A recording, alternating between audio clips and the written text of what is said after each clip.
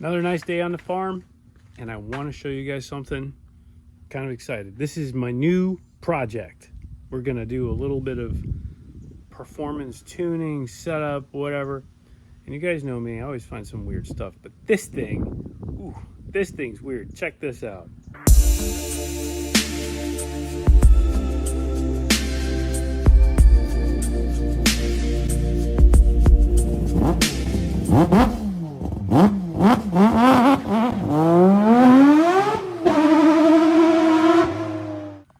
Some of you guys might remember these. I remember seeing one a long time ago and I thought, what in the world is that thing? But anyway, here it is. I've been really looking for another two-wheel project, something that makes a little noise. And this came up, started doing a little research, found one local, and I went and picked it up. So it's a Sachs Madass. Not badass, Madass. This one is a 125, as you can see. So it has a 125cc four-stroke engine. It's not a scooter. It has a transmission, but it's not a pit bike because it's really not quite that small. This is kind of it's kind of motorcycle-y, but kind of scootery. I don't know, man. It just doesn't really have. It's got its own category. It doesn't really have a category it fits in. Small motorcycle. I guess that's the best way to put it. It's definitely not fast. 125. These things, I would consider this a little bit bigger than like a Grom or a small motorcycle like that. So it's not full size, but definitely in that same little smaller category. Anyway, this one, the guy had it. He had a bunch of other little things on it that I didn't like. The exhaust system was changed into some weird stuff, but he had all the stock parts, stock intake, and a stock muffler and stuff like that. So I went ahead and put that stuff back on just so that we would have a baseline. The one thing that this does have, though, that I'm not taking off is the sprocket. It's got a different front sprocket for a little more top speed. So aside from that, everything else, and the headlight. Aside from that, everything else is as it should be. And we're going to have a little fun with it. I'm going to do some tweaking. There's some big bore kits for these motors. There's big carb kits. I've got a bunch of carburetors. I've got a bunch of stuff from my scooters that I know will work on this. The first thing I think I'm going to tackle, though, is this intake because it's torn. You can see it doesn't make a very good seal. And I do like this intake, but I wish it was in one piece. You can see here it's all broken. So we'll go ahead and probably pull this off, put a nice little filter on it, and rejet it, and just get it where it needs to be to make it run right. But what a cool bike. What do you guys think of this? Some weird stuff. Figured it fits my style. The Sachs Madass 125. And I'm not trying to curse. I'm just saying that's what it is. It's written right there. Madass. And they capitalize the A, so it's not Madass. It's Mad Ass. So there you go. Let's we'll get into it. This is a 2010 model, and 2010 or 2011. You can see right there, 5/14/2010 manufacture date. So we'll dig into it. Let's see what it does. We'll take it for a little spin and just feel it out. Really cool bike though. 4-speed transmission with a clutch, so it's technically a motorcycle. And I like the way the exhaust is under the tail. It reminds me of my Ducati a little bit. This is a German brand, Sachs, but it's a Asian variety manufacturing, obviously. So anyway, if anybody out there has some cool advice or some cool parts for this, let me know. I'd love to see if we can do something cool with it.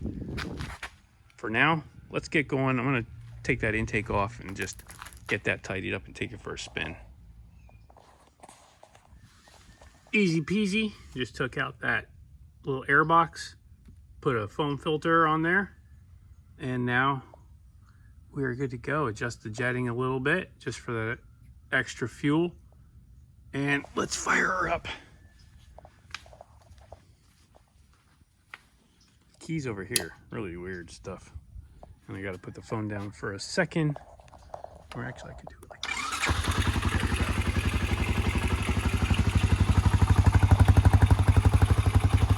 Purrs like a kitten.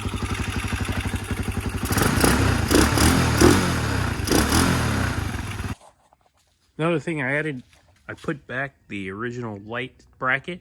Now the wires were all cut, so I had to redo all the wiring, but we got it on, and now we've got our turn signals and our brake light back on here, so we are fully functional and back to street legal as it's supposed to be. It doesn't look too bad. It's not like an overbearing structure like on the Jog. This huge thing came off of here and there was all this apparatus. This is not too bad. It's just one little bracket, bolts right to the exhaust as it should. Pretty nice. Anyway, let's go ahead now and take this thing out for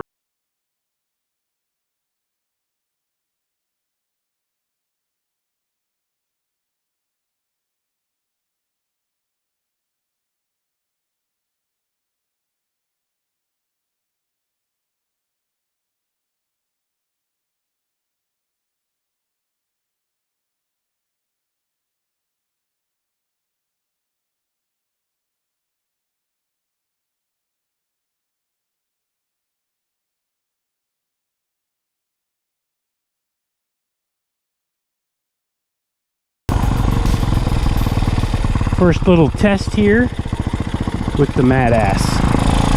Let's see how she does.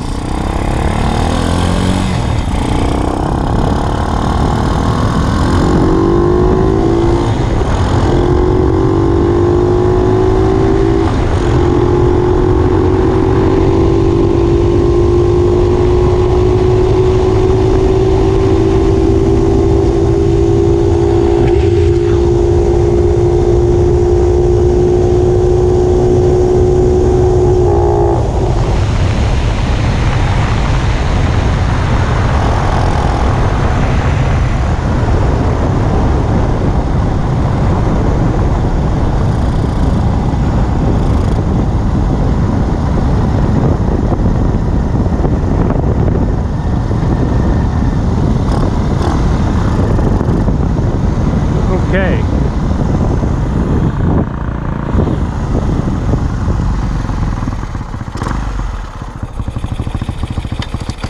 Well, I think I'm gonna have to make some adjustments to the carburetor because it kind of cut out on me as I got up to about 55 or so. So we'll take it back, but other than that, she did okay. Nice little ride. Everything's still in one piece. I'm happy with that. So I'll ride back, make a couple adjustments, and we'll come back out and we'll try it again. So I'll show you real quick. I have this other carburetor here that I've taken apart, and it's basically the same thing. But I'll show you the adjustment that we made here. This is the float. If you guys aren't familiar with carburetors, this is how your fuel bowl gets filled up. And basically as the fuel level goes up, this thing comes up and it shuts off the fuel flow into the carburetor. So what I did was I made an adjustment on this. You bend that little tang right there to change the level of fuel that gets to shut off the fuel flow. So we did that, and that fixed that problem. That's a very common setup tip that almost everybody gets wrong at some point in time. You have to really play with it to get it right. But that's between that and then the main jet, which we changed, which is right here. We saw a huge difference. Oh, Milan. Puppy's getting big. We saw a big difference there. So small little adjustments can really make or break a setup. That's the name of the game. Okay, we're back out here testing again.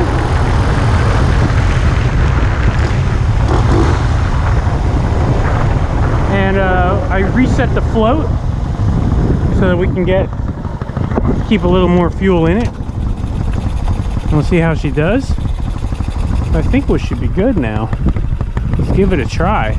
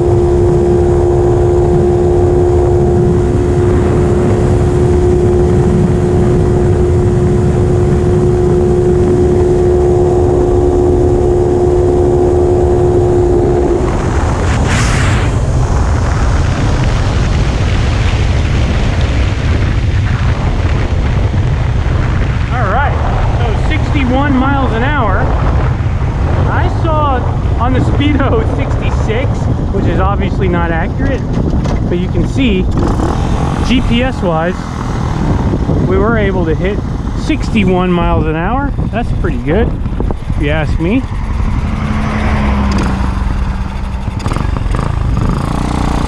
Not bad at all.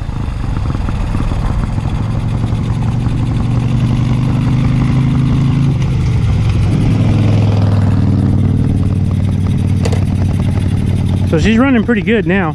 So 61 miles an hour GPS, which was like 66 on here. That's pretty good. I think that's faster than like a stock Grom, if I'm not mistaken.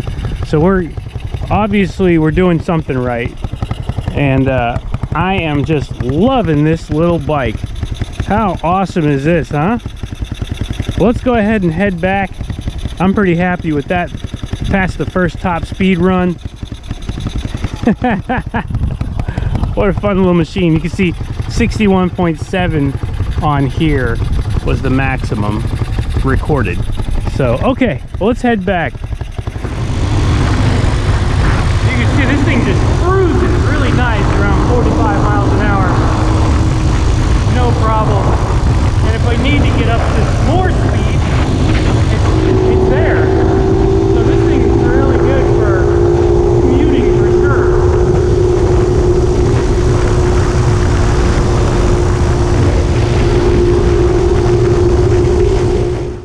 All right, we made it back, and I'll tell you, this is a very unique, very interesting ride. It doesn't feel like a motorcycle, and it definitely doesn't feel like a scooter. It's some weird thing in between, and I love it. So it's big enough. It feels big enough to ride like on a highway, honestly. I would want a little more speed. 60 is good. 62 according to GPS. But I think that, you know, if it was able to do 65 to 70, that would probably be the sweet spot to be able to actually commute on a highway or freeway. But for the roads around here, this is no problem. 60 miles an hour is perfect. 50, 55 cruising, you won't run into any kind of problems with traffic. But anyway, really simple. All we did was put an air filter, rejet the carb, and that's it. This thing is running like a top otherwise. I did, like I said, fix a lot of the things that the previous owner had done. I undid that stuff, put the lights back on, rewired those. I had to put a new throttle cable on it. The throttle was all messed up. The housing was spinning on the bars, so I had to drill that and get that nice and tight. And just a bunch of little things that we were able to fix. The other thing too, the vibration on this thing is pretty heavy. There's a lot of vibes coming off of it when you start to buzz it up to, 5,000-6,000 RPM. And I'm losing some screws. So I'm gonna have to put some new ones in, maybe Loctite them to keep them in because the vibrations are pretty heavy. I might heat wrap this exhaust, I don't know. Maybe just because it's right where your leg is. And I could foresee burning myself for sure. I've done it before. I'll do it again, I'm sure. But got this massive headlight. Works really good. And other than that, man, she's running. So anyway, let me know what you guys think of this little project. We're gonna do some fun stuff with it just to, have some fun. I might throw it on the dyno at the shop, take it there, and we'll make sure it's all dialed in 100%. But hey, if you liked the video, thanks. Give me a like. And